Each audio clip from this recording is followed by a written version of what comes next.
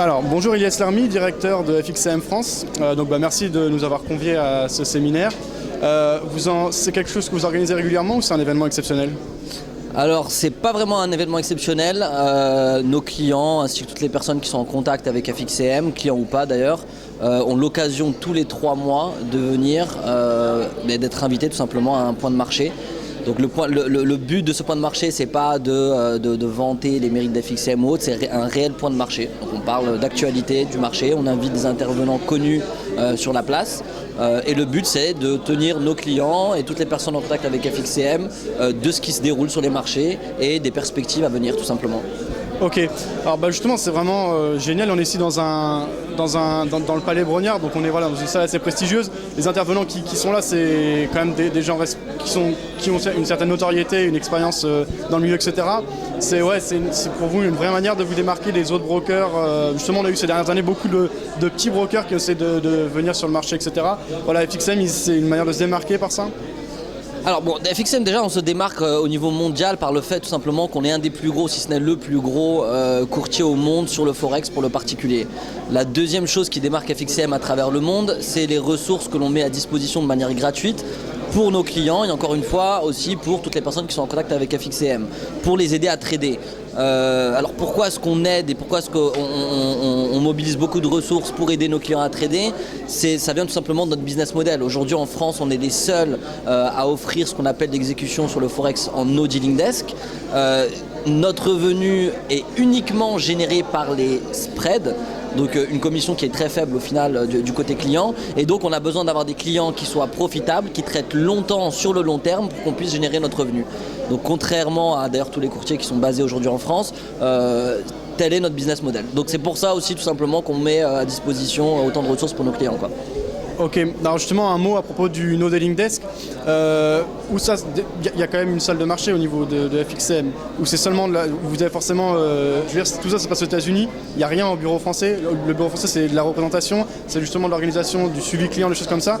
Au niveau de la gestion des ordres clients, donc la transmission aux banques, vous a priori il n'y a pas de couverture, vous transmettez directement les ordres des clients aux banques, c'est ça le concept du No Dealing Desk ? Exactement, donc le concept de No Dealing Desk c'est justement de transférer tous les ordres que les clients passent sur la plateforme directement aux banques. Au final, on travaille avec à peu près 17 banques. Chacune des banques, à chaque instant, nous donne son prix d'achat, son prix de vente, donc le bid et le ask. On a un système qui va scanner ces prix constamment et va sélectionner le meilleur prix à l'achat, le meilleur prix à la vente, sur lequel on va rajouter notre commission, et c'est le prix que les clients voient sur leur plateforme. Donc, si le prix sélectionné est celui provenant, je ne sais pas, par exemple de la BNP, la contrepartie du client est tout simplement la BNP. Donc, il n'y a aucune possibilité pour le courtier de jouer sur les prix, de manipuler les prix et de jouer par exemple, d'aller chercher les stops des clients. Le deuxième avantage, c'est aussi d'avoir un courtier qui est financièrement super solide parce que, étant donné qu'on renvoie tous les ordres chez les banques, nous, en tant que courtier, on ne prend aucune position sur le marché. Donc, on n'a pas de risque par rapport aux fluctuations de marché. Contrairement par exemple à un courtier, on a vu récemment World Spread disparaître justement à cause entre autres de ce qu'ils appellent en anglais unusual client trading pattern, qui est tout simplement le fait que les clients tradaient de manière plus ou moins surprenante, pour ne pas dire gagnante, par rapport à la position que lui prenait contre ses clients. Ils se sont retrouvés en faillite. Aujourd'hui, il y a pas mal de clients qui sont basés en France, qui ne savent pas quoi faire, qui avaient investi au sein de ce courtier. Donc c'est un réel avantage, non seulement au niveau du prix de l'exécution, mais aussi de la sécurité que l'on donne à nos clients. Ok, justement pour finir, à propos de la sécurité, qui est un des gros points comme vous l'avez dit, parce qu'on a même des gros établissements qui tombent. Bon, World Spread, il était quand même régulé par la FSA, c'est pas non plus le petit oui-oui qui est sorti de n'importe où.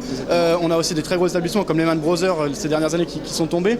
Donc au niveau sécurité, FXCM c'est un des plus gros courtiers, donc on se doute que les fonds sont en sécurité. Mais plus précisément, où sont les fonds des clients ? C'est sur des comptes ségrégés, comment ça se passe ? Alors, au jour d'aujourd'hui, quand on voit que World Spread disait ils étaient régulés par la FSA, disait que les fonds étaient ségrégés et qu'au final ils ont disparu, la question à se poser est, est-ce que réellement ça c'est une sécurité ? Oui, ça reste une sécurité, ça reste une donnée à vérifier lorsqu'on choisit son courtier, mais si on prend le point commun à tous les établissements de tous les établissements qui sont tombés, petits ou gros, donc on a parlé de World Spread, on a parlé de Lehman, etc.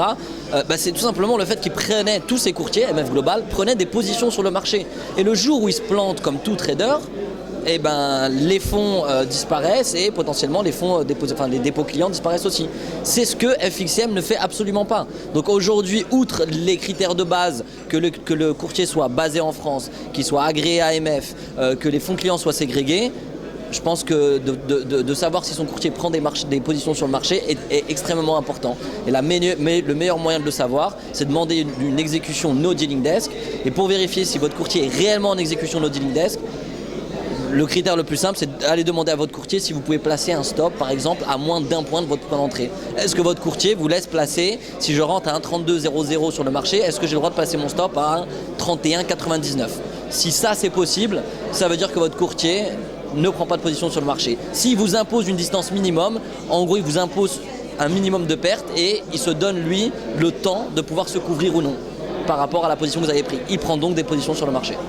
Ok, merci beaucoup pour toutes ces informations et puis bonne fin de séminaire. On a encore plusieurs conférences à aller voir. Merci beaucoup Ilyes. Merci à vous. À bientôt.